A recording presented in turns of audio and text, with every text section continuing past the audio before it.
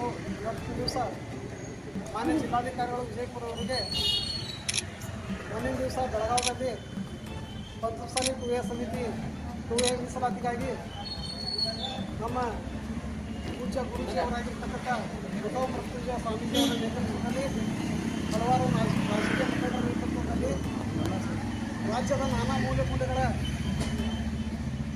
ವಕೀಲರು, ರೈತರು, ಮಹಿಳೆಯರು, ಯುವಕರು ಮೀಸಲಾತಿ ಸೌಲಭ್ಯ ಕಲ್ಪಿಸಲು ವಿಧಾನಸೌಧದ ಕಡೆಗೆ ಹೊರಟಾಗ ಅವರ ಮೇಲೆ ಸರ್ಕಾರ ದೌರ್ಜನ್ಯ ಎಸಗಿದೆ.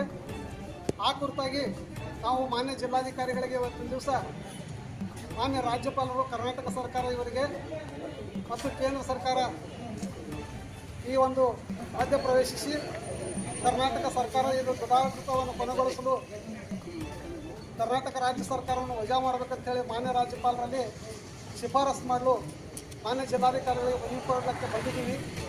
ಈ ಒಂದು ಮನವಿ ಅರ್ಪಣೆ ಕಾರ್ಯಕ್ರಮಕ್ಕೆ ಜಿಲ್ಲೆಯ ಎಲ್ಲ ದೃಶ್ಯ ಮಾಧ್ಯಮದ ಮತ್ತು ಮುದ್ರಣ ಮಾಧ್ಯಮದ ಮತ್ತು ಆಗಮಿಸಿರ್ತಕ್ಕಂಥ ಎಲ್ಲ ಪಂಚಮಸಾಲಿ ದಬ್ಬಾಳಿಕೆ ಮಾಡಿ ಸಮವಸ್ತ್ರದಲ್ಲಿರ್ತಕ್ಕಂಥ ವಕೀಲರಿಗೆ, ಮಹಿಳೆಯರಿಗೆ, ಯುವಕರಿಗೆ, ಹಿರಿಯ ನಾಗರಿಕರ ಲೆಕ್ಕಿಸದೆ ನಾನಾ ರೀತಿಯಿಂದ ಕಳಿಸಿ ಅವರಿಗೆ ಕೈಕಾಲು ಹೊಡೆದಿದ್ದಾರೆ, ತಲೆ ಹೊಡೆದಿದ್ದಾರೆ, ನೂರಾರು ಜನ ಆಸ್ಪತ್ರೆಗೆ ದಾಖಲಾಗುವಂತೆ ಮಾಡಿದ್ದಾರೆ.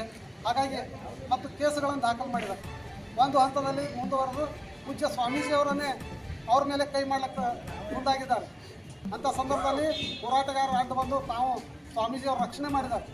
ಈ ಎಲ್ಲ ಒಂದು ಘಟನೆಗಳನ್ನು ನೋಡಿದಾಗ ನಾವು ಪ್ರಜಾಪ್ರಭುತ್ವ ವ್ಯವಸ್ಥೆಯಲ್ಲಿ ಬರ್ತಾ ಇದ್ದೀವೋ ಅಥವಾ ಯಾವ ಒಂದು ವ್ಯವಸ್ಥೆಯಲ್ಲಿ ಬರ್ತಾ ಇದ್ದೀವಿ ಅಂತ ನಾವು ಜಂಗಲ್ ರಾಜ್ಯದಲ್ಲಿ ಬರ್ತಾ ಇದ್ದೀವೋ ಅಂತ ಗೊತ್ತಾಗ್ತಾ ಇಲ್ಲ. ನಮ್ಮ ಹಕ್ಕುಗಳನ್ನು ಕೇಳೋದು ಸಂವಿಧಾನಬದ್ಧ ನಮ್ಮ ಸರ್ಕಾರಕ್ಕೆ ನಮ್ಮ ಬೇಡಿಕೆಯನ್ನು ಸಲ್ಲಿಸೋದು ನಮ್ಮ ಹಕ್ಕು.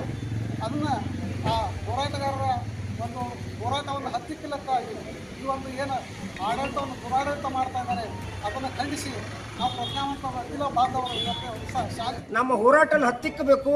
ಇದು ಸಮುದಾಯವನ್ನು ನಾವು ಯಾವತ್ತಿಗೆ ಕಡೆಗಣಿಸ್ತಾ ಬಂದರೆ ಅದಕ್ಕೆ ನಮ್ಮ ರಾಜಕೀಯ ಬೆಳೆ ಬೇಯ್ತಂತೇಳಿ ಅವ್ರೇನು ಉದ್ದೇಶ ಇರ್ಬೋದು. ಆದರೆ ಮುಖ್ಯಮಂತ್ರಿಗಳೇ, ತಾವು ಇವತ್ತು ಹೋರಾಟ ನಮ್ಮ ಶ್ರೀಗಳು ಹೇಳಿದ್ದಾರೆ, ಇದು ಈ ದಿನ ಶಾಂತಿಯಿಂದ ಹೋರಾಟ, ಇನ್ನೇನಾದರೂ ಇದ್ರ ಕ್ರಾಂತಿಯಿಂದ ಹೋರಾಟದ ಮನೆಯ ಶ್ರೀಗಳು ತಮ್ಮ ಮಾಧ್ಯಮದ ಮೂಲಕ ಹೇಳಿದ್ದಾರೆ.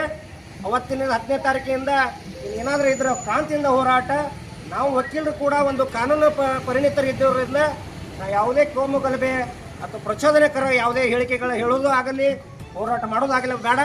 ನಾವು ರಾಜ್ಯಪಾಲರನ್ನು ಈ ಸರ್ಕಾರಕ್ಕೆ ಮಧ್ಯಸ್ಥಿಕೆ ವಹಿಸಿ ಆ ಸರ್ಕಾರನ ವಜಾಗೊಳಿಸ್ಬೇಕಂತೇಳಿ ಪ್ರತ್ಯೇಕವಾಗಿ ವಕೀಲರ ಮೂಲಕ, ಮಾನ್ಯ ಜಿಲ್ಲಾಧಿಕಾರಿಗಳ ಮೂಲಕ ಮಾನ್ಯ ರಾಜ್ಯಪಾಲರಿಗೆ ಒಂದು ಮನವಿ ನೀಡ್ತಾ ಇದ್ದೇವೆ.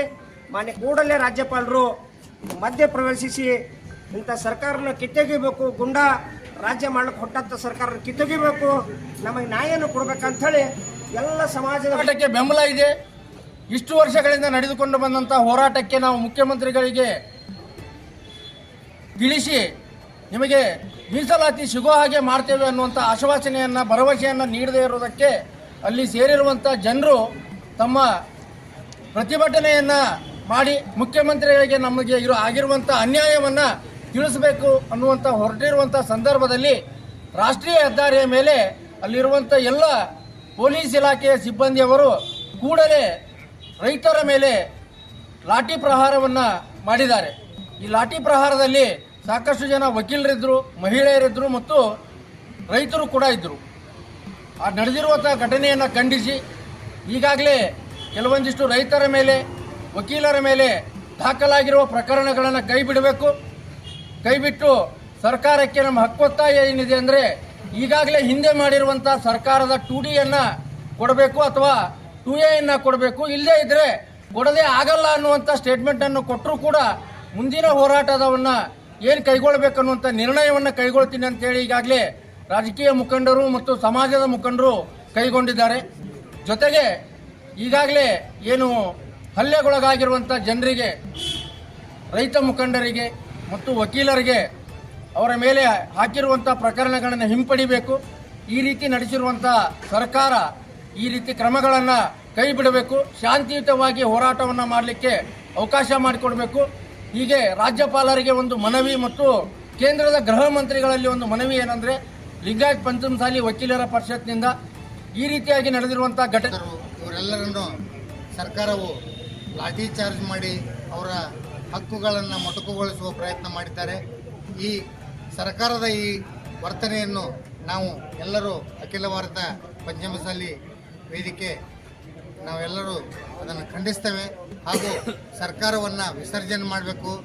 ಹಾಗೂ ನಮಗೆಲ್ಲ ರೈತರ ಮೇಲೆ ಆಮೇಲೆ ವಕೀಲರ ಮೇಲೆ ಹಾಕಿದ ಮೊಕದ್ದಮೆಗಳನ್ನು ವಾಪಸ್ ಪಡೆಯಲು ಈ ಮೂಲಕ ಜಿಲ್ಲಾಧಿಕಾರಿಗಳಿಗೆ ಮನವಿ ಸಲ್ಲಿಸಿ ಆ ಮೂಲಕ ರಾಜ್ಯಪಾಲರಿಗೆ ನಾವು ಮನವಿ ಮಾಡ್ತೇವೆ.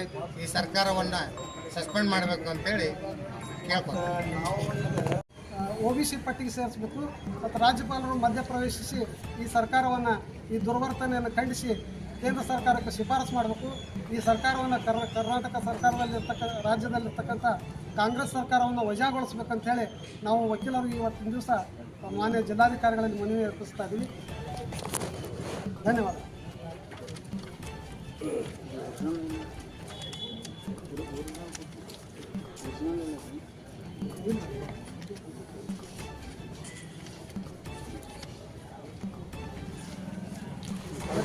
ಸ್ವಲ್ಪ ಆಡಾಗ್ರಿ ಸರ್. ಸರ್ ನೀವು ಆಡಾಗ್ರಿ ಬರ್ರಿ ಸರ್.